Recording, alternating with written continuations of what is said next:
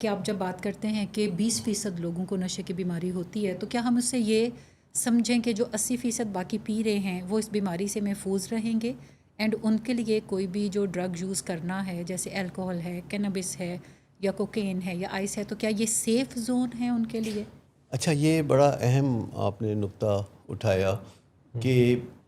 اس نقطے کو بھی میں واضح کرنا چاہتا ہوں کہ اس میں کوئی فائدے والی بات نہیں ہے، لیکن وہ ایسی ہی مثال ہے جیسے کہ اگر کوئی عام آدمی بھی مٹھائی کھاتا ہے یا چینی کا بے حساب استعمال کرتا ہے تو اس کو صحت کے کچھ مسائل تو پیش آئیں گے، موٹاپا ہو جائے گا. لیکن اگر شوگر کا مریض یہ کام کرے گا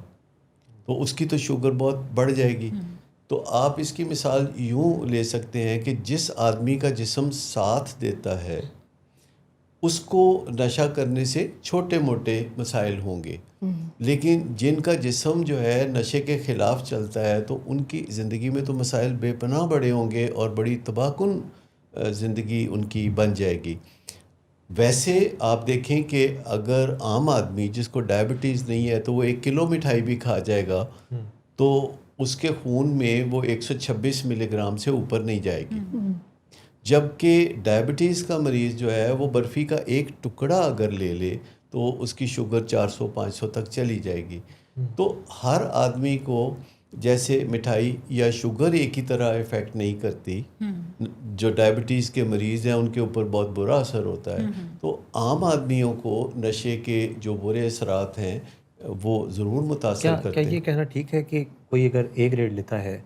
تو اگر وہ یوزر ہو جائے تو وہ شاید B پہ آ جائے یا B- پہ آ جائے، اور اگر وہ ایڈکٹ ہو جائے تو F پہ آئے گا؟ تو ہوں گے دونوں کو نقصان، لیکن بالکل آپ نے یہ جو ایک انالوجی یوز کی ہے یہ بالکل ٹھیک ہے،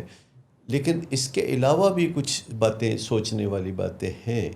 کہ ہمارے لیے ہماری زندگی میں کچھ نہ کچھ جو سٹریس ہے وہ نیسیسری سٹریس ہے، جس کی مدد سے ہم اپنے امتحانوں کی تیاری کرتے ہیں یا زندگی کے مختلف مرحلوں میں آگے بڑھ چڑھ کے کام کرتے ہیں. تو وہ جو نیسیسری سٹریس ہے